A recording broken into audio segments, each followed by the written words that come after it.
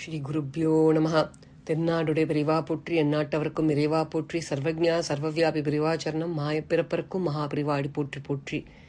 இந்த வாரம் தெய்வத்தின் குரல் அத்வைத்தம் அப்படின்ற பெரிய சாப்டருக்குள்ள இருக்கக்கூடிய சின்ன சின்ன தலைப்பின் கீழ் இருக்கக்கூடிய விஷயங்கள் பார்க்க போறோம். பக்கம் 49. சுவாமி நாமா இல்லையென்றால்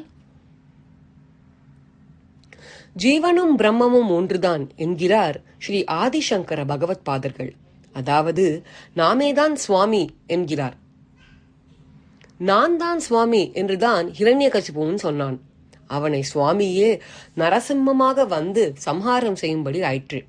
ஆச்சாரியால் நாம் தான் சுவாமி என்று சொல்வது ஹிரண்யகசிபு சொன்னது போலவா? இல்லவே இல்லை. நான் தான் சுவாமி என்று ஹிரண்யகசிபு சொன்ன பொழுது தன்னை தவிர வேறு சுவாமியே கிடையாது என்ற அர்த்தத்தில் சொன்னான்.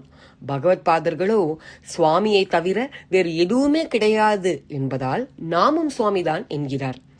ஜீவன் தனக்கு உள்ள அகங்காரத்தை அடியோடு விட்டுவிட்டால் இவனே பிரம்மத்தில் கரைந்து பிரம்மமாகி விடுகிறான் என்கிறார். இப்போது நாம் உதிர்நீ ஜலத்தை போல கொஞ்சம் சக்தியுடன் இருக்கிறோம். சுவாமி அகண்ட சக்தியுடன் சமுத்திரமாக இருக்கிறார். அந்த சமுத்திரத்திலிருந்துதான் இந்த உதிர்நீ ஜலம் வந்தது. இந்த உதிர்நீ ஜலம் தான் தனி என்கிற அகங்காரத்தை கரைத்து சமுத்திரத்தில் கலந்து சமுத்திரமே ஆகிவிட வேண்டும். நாம் சுவாமியாக இல்லாவிட்டால் சுவாமியை தவிர வேறான ஒன்றாக இருக்க வேண்டும். அவ்வாறெனில் பரமாத்மாவுக்கு வேறான வஸ்துக்களும் உண்டு என்று ஆகிவிடும். அதாவது பல வஸ்துக்களில் பரமாத்மாவும் ஒன்று என்றாகிவிடும். அவருடைய சம்பந்தம் இல்லாமல் அந்த பல வஸ்துக்கள் உண்டாகி இருக்கின்றன என்றாகும். இப்படி இருப்பின் அவர் பரமாத்மா சுவாமி என்பதே பொருந்தாதே.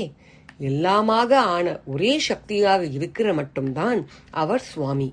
எல்லாம் அவர் என்னும் பொழுது நாம் மட்டும் வேறாக இருக்க முடியுமா? எனவே சுவாமியே நாம் என்று வெளிப்பார்வைக்கு அகங்காரமாக பேசுகிற அத்வைத்திகள் சுவாமியின் மகிமையை குறைப்பதில்லை.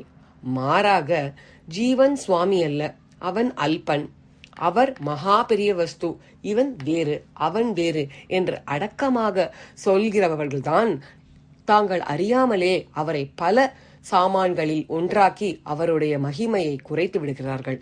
அவரே சகலமும் என்றால் நாமும் அவராகத்தான் இருந்தாக வேண்டும். சமுத்திரமாக இருக்கின்ற அவரேதான் ஆற்று ஜலம், குளத்து ஜலம், கிணற்று ஜலம், அண்டா ஜலம், செம்பு ஜலம், உதிரணி ஜலம் போல தம் சக்தியை சிறு சிறு ரூபங்களாக செய்து கொண்டு பலவித ஜீவராசிகள் ஆகியிருக்கிறார். இதில் மனிதனாகும் பொழுது பாவ புண்ணியத்தை அனுபவிக்கவும் பாவ புண்ணியம் கடந்த நிலையில் தாமே ஆகிவிடவும் வழி செய்திருக்கிறார். மனிதனாகும் பொழுது மனசு என்ற ஒன்றை கொடுத்து அதை பாவ புண்ணியங்களில் ஈடுபடுத்தி பலனை அனுபவிக்க செய்கிறார். மனசு ஆடிக்கொண்டே இருக்கிற நிலையில் உள்ள நாம் எடுத்த எடுப்பில் பாவ புண்ணியமற்ற நிலையை அடைந்து அவரே நாம் என்று உணர முடியாது.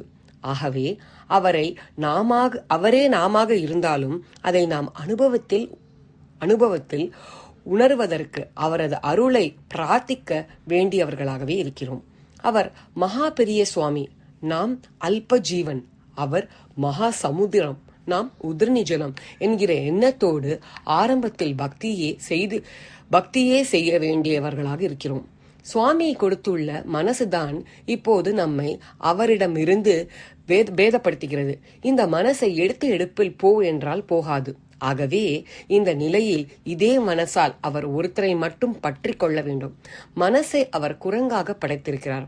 அந்த குரங்கு இப்பொழுது தேகத்தை கெட்டியாக பிடித்து கொண்டிருக்கிறது. ஆனால் சுவாமி இந்த தேகத்தை நசிப்பதாக அல்லவா வைத்திருக்கிறார். இந்த அழுகல் பழத்தை மனக்குரங்கு விட்டுவிட வேண்டும். அழுகாத பழம் கிடைத்தால் அழுகல் பழத்தை குரங்கு போட்டுவிடும். அழுகாத மதுரமான பழம் பரமாத்மாதான்.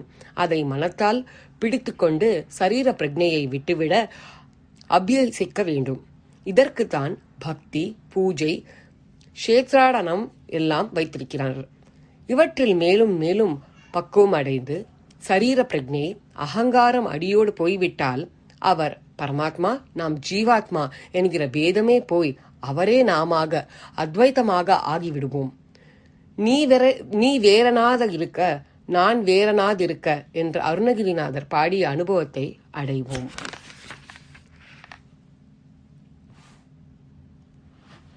பெரிவாச்சரணம். ஸ்ரீ குருப்யோ நமஹ.